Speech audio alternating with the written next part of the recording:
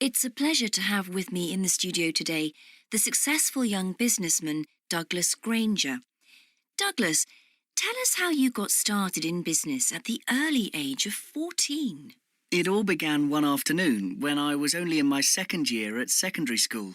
My grandmother taught me how to make jam with her secret recipes.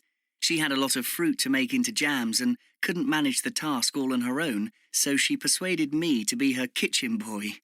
I found I loved making jams, so I carried on doing it in the kitchen at home and selling it to the neighbours and at school fairs and farmers' markets, and later to local delicatessens.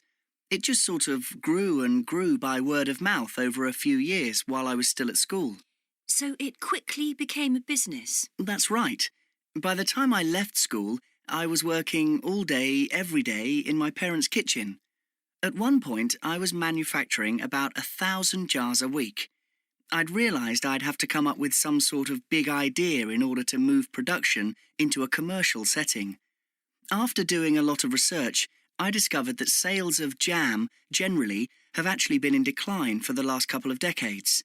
That's, unfortunately, because jam has a rather old-fashioned image. So I decided to set myself the ambition of changing that stereotype by trying to come up with a way to make jam more appealing to a younger audience. How is your product different from those made by your competitors? I developed a set of recipes where the jams are made entirely from fruits and fruit juice. They don't use anything artificial. Even the sugar in them is just what comes from the fruit itself. I decided to call the jam Super Jam because the fruits that I use are very healthy fruits like blueberries and cranberries. This gives the jam a very distinctive and interesting quality. After a year of development, I managed to convince an ad agency to work with me on labels and a factory to work with me to produce the jam.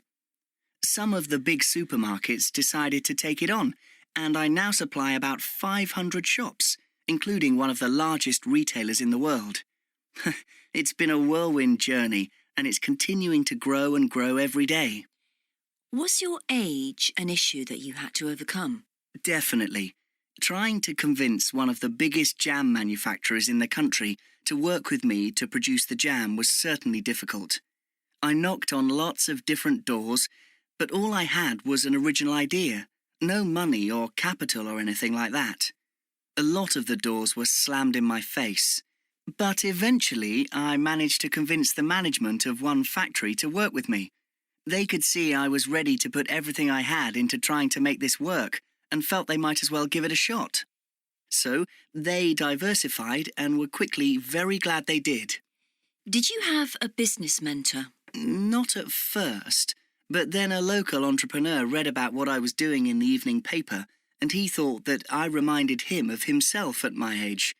He got in touch, and we now go out for coffee every month, and I tell him what I'm trying to do. He explains things to me, and it's fantastic. He's helped me enormously, and I'd say we're really good friends now. I guess your company had already taken off by the time you started university. I started my uni course not really knowing whether the business was really going to be successful, so midway through my first year, the products launched and I found myself going on TV and flying all over the place. It just completely took off, and it was amazing for all the other students to see it happen.